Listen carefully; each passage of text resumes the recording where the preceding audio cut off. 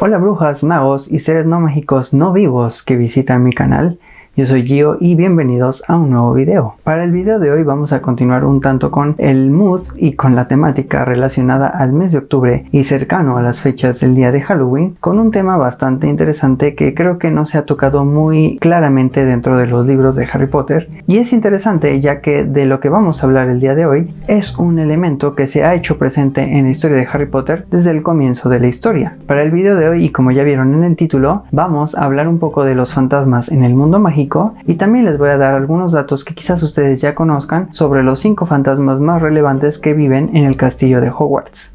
Los fantasmas dentro de la cultura popular del mundo muggle sabemos que han sido representados de diversas maneras. Existen aquellos que son bastante terroríficos, amenazadores y muy violentos, y también existen otros que se caracterizan por ser más amigables. Claramente dentro del universo de Harry Potter vamos a tener una representación muy distinta a lo que conocemos normalmente de las historias de fantasmas. Y empecemos un poquito con esa diferenciación, ya que por lo regular sabemos que cualquier persona podría convertirse en un fantasma si tiene algún asunto pendiente en el plano terrenal. Esto no ocurre exactamente así con los fantasmas del mundo mágico. Sabemos que en el mundo de Harry Potter un fantasma es una huella tridimensional y transparente de un mago o bruja que ya haya fallecido y que continúa su existencia dentro del plano mortal. Un dato bastante interesante dentro del mundo mágico con respecto a los fantasmas es que los muggles no pueden convertirse en uno, y también algunos magos o brujas que de alguna manera son un poco más sabios y un poco más inteligentes deciden no regresar. Y son aquellos que tienen un sentimiento de miedo, culpa, quizás también arrepentimiento, o simplemente que están muy apegados a una persona o a algún lugar, que deciden quedarse y se rehúsan a trascender a la siguiente dimensión. Ellos eligen una especie de copia muy efímera y muy débil de lo que fue su vida mortal, pero esto también limita a los fantasmas a lo que pueden llegar a experimentar teniendo esta otra alternativa a la vida mortal. Para empezar, ya no les queda ningún tipo de placer físico, evidentemente pues porque ya no tienen un cuerpo sólido y no tienen emociones, no tienen un sistema nervioso. Entonces se quedan muy limitados con la visión que tenían del mundo y con sus propias experiencias personales. Esto quiere decir que sus conocimientos y su panorama del mundo en general se quedan al mismo nivel que mantenían cuando estaban en vida, y por lo regular se quedan anclados a ciertos resentimientos que tuvieron incluso siglos atrás, como por ejemplo el que no les hayan cortado bien la cabeza. Pero hablaremos un poco de ese detalle más adelante. Y este resentimiento continuará afligiéndolos después de varios siglos y evidentemente por toda la eternidad. Por este detalle de lo que ellos se quedan limitados en sus experiencias, pues no pueden considerarse como una buena compañía del todo, y además suelen decepcionar a las personas con el único tema que es fascinante para aquellos que están en vida y que además pues podríamos considerar que ellos serían expertos en el tema, que es el conocer cómo es el sentimiento o la sensación de fallecer. Y es que además de todo esto no suelen ser muy sensibles para dar una respuesta al respecto. En cuanto a las características un tanto llamémosle físicas o de lo que componen a un fantasma como tal, porque pues evidentemente no podemos tocarlos, pero sí pueden interactuar curiosamente con su entorno y con los que les rodean, pues sabemos que son transparentes y que también pueden atravesar cualquier tipo de objeto sólido. Esto lo hacen sin que ellos se vean afectados y tampoco van a afectar al material que estén atravesando, pero sí pueden llegar a crear alteraciones en lo que es el elemento del agua, el fuego y el aire. Por lo general la temperatura siempre va a bajar cuando haya un fantasma presente, y claramente esto se va a intensificar si hay varios congregados en un mismo lugar. El que se aparezca un fantasma también va a alterar el fuego, como ya lo mencioné, y en esto nos podremos dar cuenta porque las llamas van a tornarse de color azul. Ahora bien, si alguna parte del fantasma o incluso toda la entidad completa llegara a atravesar a un ser vivo, la persona o el ser vivo que sea atravesado por el fantasma van a experimentar una sensación como congelante, y es casi como si sintieran que les han vaciado un balde de agua helada encima. Por lo regular, solo magos y brujas son susceptibles a lo que los muggles llaman actividad paranormal. Y como ya se ha visto en las historias de Harry Potter, podrán ver y escuchar claramente a un fantasma, en donde los muggles quizás si llegan a un lugar solo sienten el ambiente un poco frío, o que se siente una vibra un tanto pesada, o se siente el lugar siniestro. Quizás ustedes lo han sentido cuando van a un lugar que les dicen este lugar está embrujado, pues ese es el sentimiento que a los muggles les suele dar, al contrario de lo que pasa con los magos, que ellos sí podrían ver claramente a un fantasma si es que hubiera uno en ese lugar.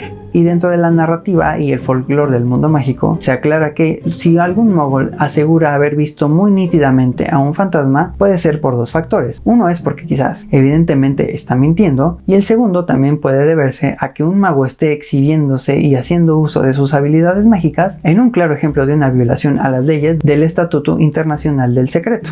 Y ahora que ya tuvimos un poco del contexto de cómo es que son percibidos los fantasmas dentro del mundo de Harry Potter, les voy a platicar sobre los 5 fantasmas que son relativamente los más famosos dentro del castillo de Hogwarts. Sabemos que cada una de las 4 casas de Hogwarts tiene un fantasma residente o un fantasma oficial, por decirlo de alguna manera. Tenemos para la casa Gryffindor a Sir Nicholas de Mimsy Porpington, quien también es mejor conocido como Nick casi decapitado. Para la casa de Ravenclaw tenemos a Helena Ravenclaw, quien también es conocida como la Dama Gris. En la casa de Hufflepuff vamos a tener a el Fraile Gordo, quien no se ha revelado técnicamente cuál es su verdadero nombre. Y para la casa de Slytherin vamos a tener al Barón Sanguinario, de quien tampoco se conoce su nombre que utilizaba en vida. Y tenemos a un quinto fantasma muy reconocido dentro de las historias de Harry Potter. Supongo que ya sabrán de quién estoy hablando, y ese fantasma es el de Martha la Llorona. Martha Elizabeth Warren es el nombre completo de Martha la Llorona, y este fantasma en particular suele merodear los baños de niñas del segundo piso. Pero hablemos a detalle un poquito de cada uno de estos fantasmas. Y comenzaremos con el fantasma de la casa Hufflepuff, el Fraile Gordo. Del Fraile Gordo se tiene muy poca información sobre lo que fue su vida mortal. Evidentemente sabemos que vivió una vida religiosa y podremos considerar que en su vida mortal fue alguien bondadoso y que buscaba hacer obras de caridad. De hecho, este elemento y esta característica del fraile fue lo que lo llevó a su muerte, ya que llegó a levantar sospechas de su origen mágico cuando fue muy evidente que curaba la viruela con el simple hecho de poder tocar a la gente con un palo que traía siempre cargando. Este palo obviamente va a ser su varita mágica, y no solamente tenía la costumbre de curar a la gente con su varita mágica, sino que también tenía el mal hábito de sacar a veces un conejo de la copa de la comunión. Evidentemente estos actos fueron los que lo condenaron, y quizás podamos determinar el hecho de que se haya quedado en el mundo terrenal como un fantasma por el deseo tan grande que él tenía, que en su vida mortal le hubiera gustado llegar a ser un cardenal dentro de la iglesia. Como tal, al personaje de El Fraile Gordo dentro del universo cinematográfico de Harry Potter no tuvo una presencia muy grande. Lo llegamos a ver en algunas escenas de la primera película, y posteriormente, de hecho, la presencia en general de los fantasmas fue disminuyendo. Pero también dentro de los libros de Harry Potter no tiene una presencia muy relevante. Únicamente se llega a ver en escenas donde se discute que los fantasmas están tratando de que Pips sea expulsado del castillo, y él siempre se caracteriza por ser la voz de la razón, tratando de darle una segunda oportunidad al poltergeist. Y por cierto, ahora que ya mencioné a Pips, recordemos que no es un fantasma como tal. Pips es un poltergeist. En el folclore y en la narrativa del mundo sobrenatural, los poltergeist en sí solamente son una energía que, de acuerdo a lo que se sabe y los que se dedican a estudiar todo este tipo de fenómenos, que ya depende de cada quien si creen o no, se supone que son energías concentradas en lugares, y principalmente son energías que se desarrollan en donde habitan adolescentes o niños por toda la carga emocional que traen en esa etapa de la vida. Por eso se pueden desarrollar ciertas situaciones un tanto sobrenaturales, como por ejemplo que las cosas se muevan sin que nadie las toque, o que a lo mejor se escuchen ruidos en la noche, y ciertas situaciones muy escalofriantes o que no tienen una explicación lógica. Entonces Pips, yo creo que por toda la energía que se acumula tanto de la magia y de los sentimientos y las emociones de los adolescentes que van a estudiar a Hogwarts, pues es una entidad que se creó a partir de estas energías, y que sabemos que tiene una actitud muy juguetona y un tanto de humor negro y demasiado travieso, y pues a veces muy violento, que puede ocasionar incluso accidentes. Entonces sí es una diferenciación que hay que hacer, ya que Pips pues no es técnicamente un fantasma. Podríamos decir que el poltergeist en nuestro ambiente latinoamericano es el espíritu chocarrero, que es aquel que pues esconde las cosas, que suele hacer ruidos en la noche y cosas por el estilo, ¿no? Que son más como de esos espíritus traviesos que no son precisamente violentos en cuanto a atacar personas, pero que sí suelen ser ruidosos, y que eso genera los sustos que provocan, y claramente esa energía del susto pues es la que los alimenta.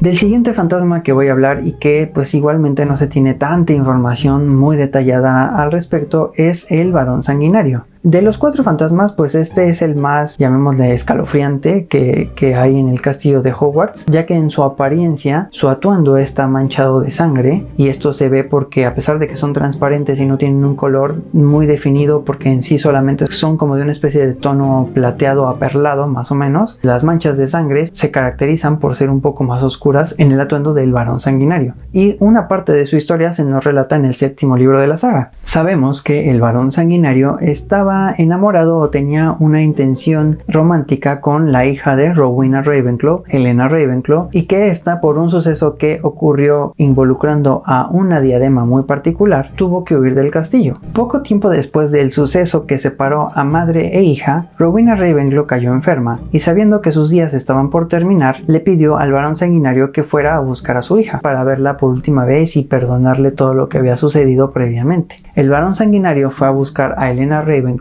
a un bosque en Albania, donde le pidió y le suplicaba que regresara al castillo. Ella se rehusó. En un arranque de furia, el varón sanguinario decidió acabar con la vida de la muchacha, y al ver lo que había sucedido, en su desesperación y en un fuerte arrepentimiento, decidió también quitarse la vida. Por este acto tan ruin y tan cruel, el varón sanguinario no pudo trascender, y además carga con unas cadenas que podríamos decir que son el reflejo de esta penitencia que está cargando durante toda la eternidad. Vinculado a lo que hablé previamente de el poltergeist Peeves, el varón sanguinario es curiosamente de los pocos seres dentro del mundo mágico que pueden controlar al poltergeist. Dumbledore, claramente por ser una figura de autoridad, puede hacerlo, pero de ahí en fuera casi nadie puede hacer que Peeves obedezca o que se comporte. Solamente el varón sanguinario tiene un control sobre el ente, y que no se conoce bien por qué se originó esta conexión.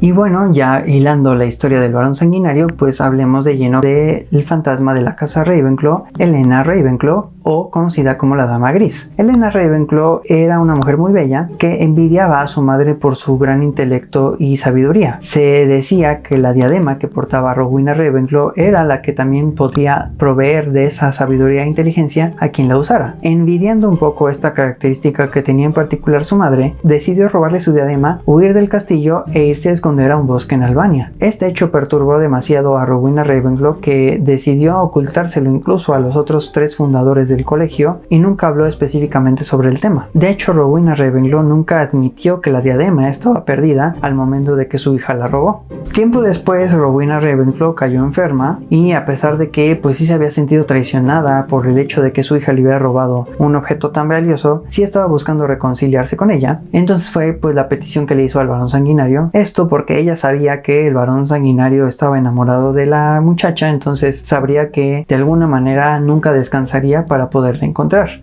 Helena Ravenclaw siempre tenía como estándares muy específicos de lo que buscaba en una pareja como tal, y el varón sanguinario no encajaba con las características que ella buscaba. Por lo mismo es que lo rechazó siempre en sus intenciones amorosas. Cuando él le pide obviamente que regrese con él al castillo, pues ella se niega. Ella además mostraba mucha seguridad y estaba muy conforme con su vida fuera del castillo de Hogwarts. Helena Ravenclaw nos relata que el varón sanguinario también sufrió un poco de celos al verla tan, llamémosle, libre en esta situación, que fue por eso que la atacó y que terminó asesinándola. Helena regresó en su forma de fantasma al castillo de Hogwarts, curiosamente, y porta una capa con la que se cubre la herida que le hizo el varón sanguinario en el pecho. Este detalle no lo vimos representado dentro de la adaptación cinematográfica de Harry Potter, y además también hemos visto 2 versiones diferentes de la Dama Gris en el universo cinematográfico. Durante las primeras películas de la saga era interpretado por una actriz y con un atuendo, y para la última película de Harry Potter vemos a una actriz completamente diferente con un atuendo completamente distinto. Y bueno, por último y no menos importante, llegamos con el fantasma de la casa de Gryffindor. Sir Nicholas, o Nick casi decapitado, obtiene su apodo por la manera en que falleció. Se sabe que Sir Nicholas fue sentenciado a muerte al haber realizado un hechizo que salió completamente mal. Él trató de arreglar los dientes chuecos de una dama de la corte, y en lugar de arreglárselos le hizo que le crecieran unos colmillos gigantes. Claramente esto hizo que lo apresaran y que fuera sentenciado a muerte. Pero algo curioso es que por lo regular, en la época de la cacería de brujas y cuando se estaba dando toda esta persecución a los magos, brujas y magos casi siempre lograban escaparse debido a sus habilidades habilidades mágicas, pero podemos entender entonces que Nick casi decapitado fue desprovisto de su varita y por lo mismo no pudo escapar. Al momento de su ejecución, y desafortunadamente el verdugo no afiló lo suficiente el hacha con el que lo iban a ejecutar, y para poder decapitarlo tuvieron que darle 45 golpes, y además de todo ni siquiera le cercenaron la cabeza completamente del cuello. Es por esto que su cabeza pende de un pequeño pedazo que podríamos decir que es piel, y entonces es por eso que se ganó el apodo de Nick casi decapitado. El hecho que llevó a Sir Nicholas a quedarse como un fantasma en el plano mortal fue porque tenía mucho miedo de morir. Entonces, por ese temor de no querer seguir adelante, fue que se convirtió en un fantasma. Y el último fantasma del que vamos a hablar el día de hoy va a ser el de Myrtle la Llorona. La historia de Myrtle la conocemos en la segunda historia de Harry Potter y sabemos que fue una niña a la cual molestaban mucho sus compañeros del colegio y que durante una de las ocasiones en que fue molestada fue al baño a llorar para sacar ese sentimiento que tenía y escuchó a alguien entrar al baño. Ella pidió que esta persona saliera del baño, pero le llamó la atención que la voz que escuchó fuera de un hombre y al asomarse evidentemente para pedirle que saliera del baño de niñas, únicamente vio dos grandes ojos amarillos saliendo de uno de los lavabos y con esto pues falleció.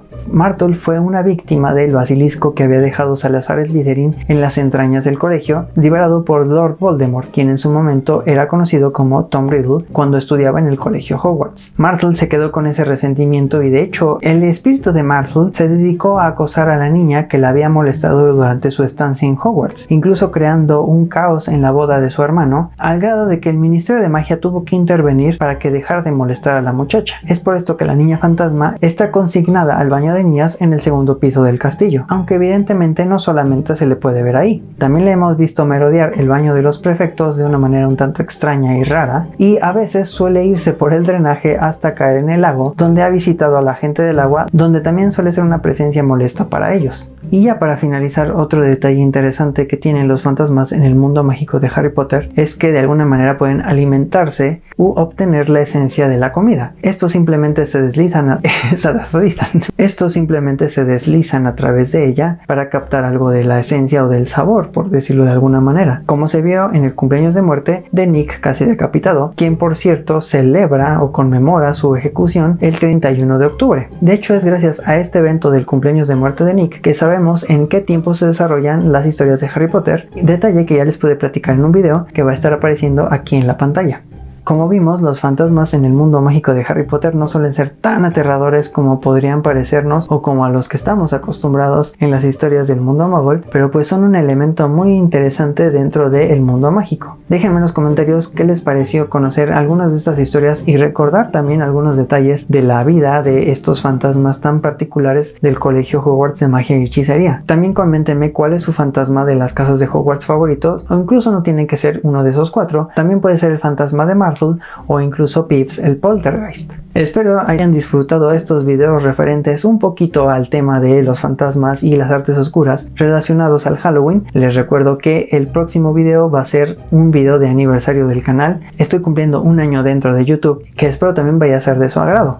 Y antes de que termine el video, y como siempre, les recuerdo que si son nuevos dentro del canal y es la primera vez que están viendo mis videos, bienvenidos y los invito a que se suscriban dándole clic al botoncito de abajo donde dice suscribirse y de una vez denle clic a la campanita que está al lado porque así activarán las notificaciones y YouTube les va a avisar cada que suba un video nuevo al canal. Recuerden que se suben videos por lo regular una vez cada semana. Así también les pido que si les gustó el contenido de este video y de otros que hayan visto que están publicados dentro del canal, me ayudan bastante dejando un like y compartiendo los videos en otras redes sociales. De esta manera, YouTube va a recomendar el canal a otros usuarios y vamos a poder ir creciendo como comunidad. Y ya saben que si me quieren seguir y estar al tanto de novedades o noticias que pueda compartirles yo relacionadas al mundo mágico, pues me pueden seguir en mis redes sociales que van a estar apareciendo aquí en la pantalla y que también van a estar los links directos a cada una de ellas en la caja de la descripción. Y así concluimos con el video de hoy. Muchas gracias por su visita al canal y yo los veo en el próximo video.